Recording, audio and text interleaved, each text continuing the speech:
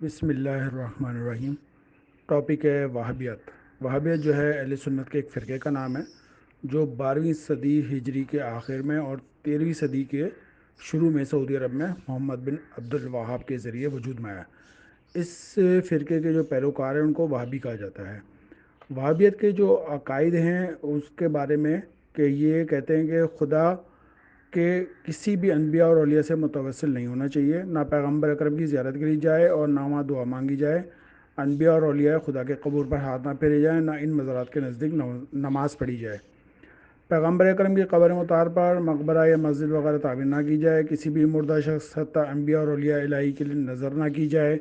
انبیاء سمیت کسی بھی انسان کی قسم نہ کھائے۔ کسی بھی مردہ شخص کو مخاطب قرار نہ دے حتیٰ وہ پیغمبر اکرم ہی کیوں نہ ہو۔ پیغمبر اکرم کے لیے صلی اللہ علیہ وسلم نہ کہے، خدا کو کسی بھی انسان کا واسطہ نہ دے، یعنی یہ نہ کہا جائے کہ خدا ہے رسول خدا کے طفیل میری یہ حاجت پرو فرما۔ خدا کے علاوہ کسی سے استغاثہ یا مدد مانگنا شرک ہے۔ اچھے اور برے شگون کا قائل نہ ہو، مثلا یہ نہ کہے کہ اگر انشاءاللہ خدا نے چاہا تو ایسا ہوگا۔ زیارت قبور، مقبرہ سازی، تزئین و آرائش قبور اور ان پر شمع جلانا وغیرہ شرک ہے۔ کسی بھی انسان سے شفا طلب نہ کرنا، یہاں تک کہ پیغمبر اکرم ہی کیوں نہ ہو، کیونکہ اگرچہ وہ خدا کی طرف سے ہیں اس مقام پر فائز ہے، لیکن دوسروں کو حق نہیں ہے کہ وہ ان سے ایسی چیز کی درخواست کریں، ورنہ بت پرستوں میں سے کوئی فرق نہیں ہوگا۔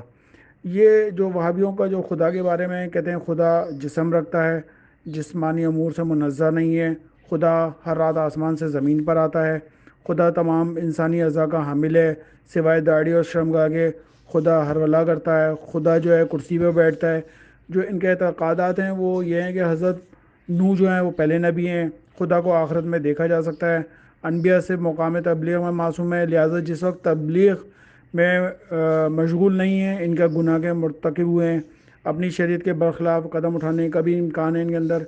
جو ان کے عبداللہ ابن وہاب جو ہے یہ بیسیکلی فقہ اور عقائد میں ابن تیمیہ کا جو ہے سے شدید متاثر تھا، اور ابن تیمیہ جو تھے جناب حنبلی جو ان کے امام ہیں ان سے تھے، لیکن اپنے جو فتاوے دیتے تھے وہ اپنی رائے سے دیتے تھے عقائد کے اندر۔ اور اسی طرح ان کے جو وہ ہیں کے بارے میں کہا جاتا ہے کہ وہابی جو ہے دیوبندی خوارج کے روپ میں منافق ہیں۔ اگر گوبر کھیت میں ہو تو کھاد کہلاتا ہے، گوبر اگر چولہے میں ہو تو ایندھن کہلاتا ہے، گوبر اگر دماغ میں ہو تو وہ کیا کہلاتا ہے، وہ وہابیت کہلاتا ہے یا دیوبندی کہلاتا ہے۔ دیوبندی کی جو تحریک ہے، خود وہابی جو ہے اپنے آپ کو وہابی کہلانا پسند نہیں کرتے، بلکہ اہل حدیث سلفی دیوبندی، یعنی کہ دیو یعنی کہ شیطان اور بندی مطلب قید، شیطانی گروہ یعنی کہ۔ جامعہ ازہر کے ایک عالم نے ان کے بارے میں کہا کہ یہ ایک جو ہے شیطانی تحریک ہے جس کو قرار دیا ہے انہوں نے، اور بیسکلی یہ انگریزوں کے پیسوں پر چلنے والی جماعت ہے، اور وہابی اور دیوبندی ایک ہی چشمے کی دو شاخیں ہیں۔ آل سعود اپنے یہودی ہونے پر بہت فخر کرتے ہیں۔ عبداللہ ابن وہاب کا جو جد اعلیٰ ہے وہ بھی ایک یہودی تھا، اور وہابیت کا جو تاج ہے وہ برطانیہ نے پہنایا، اور برطانیہ کا ایک جاسوس تھا ہم فری، اس کی یادداشتیں بھی ہیں جو اس نے عبداللہ ابن وہاب کے ساتھ کی ہیں۔ پاکستان میں جو وہابیت ہے اس میں ساجد میر، صوفی محمد، انڈیا میں جیسے ذاکر نائک، جو سلفی تنظیمیں جیسے داعش عراق اور شام میں تباہ و برباد ہوئی ہیں، ابو سیاف جو ہے فلپائن اور ملیشیا میں حملے کرتی ہے، اور امارت قف قحاز یہ چیچن جمہوریہ اشکریہ ہے جو کہ روس جب ٹوٹ رہا تھا تو اس کے اندر انہوں نے ایک وہاں پہ بنا دی تھی، روس کے اندر یہ حملے کرتے ہیں۔ پھر یہ جو داعش ہے اس کو آئی ایس آئی ایل اور آئی ایس آئی اور آئی ایس دولت اسلامیہ کے نام سے مشہور کیا۔ پھر انہوں نے سعودیوں نے کیا کیا ہے، رابطہ عالم اسلامی یعنی کہ مسلم ورلڈ لیگ بنائی، اور پھر انہوں نے ایک او آئی سی کے نام سے بنا دیا ایک ادارہ جو کچھ بھی نہیں دیکھتا، آنکھیں اس کی اندھی ہیں۔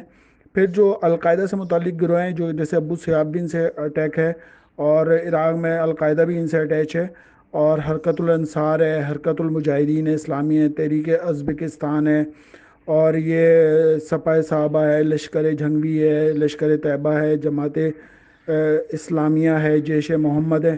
کچھ ایسے لوگ ہوتے ہیں جن کو امریکہ اپنے ساتھ لے آتا ہے، ان کو کہتے ہیں بھوت قیدی، جنہیں جو امریکی حکومت کے خلاف کام کرتے ہیں ان کو بھوت قیدی کرتے ہیں، ان کو پکڑ کے لے جاتے ہیں، جیسے پاکستان سے خالد شیخ کو لے گیا۔ اسی طرح بکو حرم جو نائجیریا میں ہے، جہاں پہ زکے جو ہیں ان سے کامیاب ہوئے ہیں، اور کئی کروڑ کی تعداد میں ماشاء اللہ وہ مسلمان جو ہیں شیعہ ہوئے ہیں۔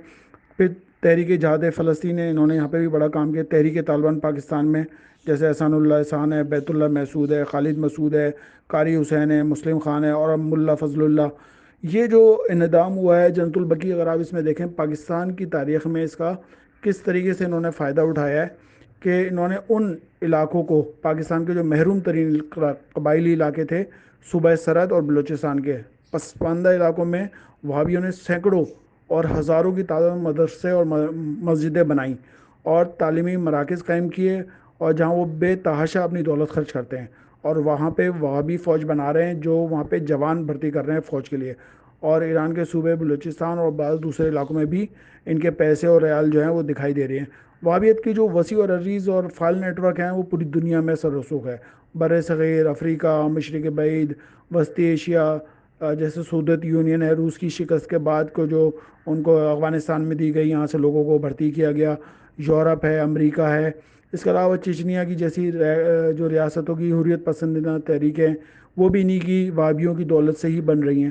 اور ان تحریکوں کے بعض انتہا پسند اور شدت پسند دھڑوں کو وہابیوں کی حمایت حاصل ہے.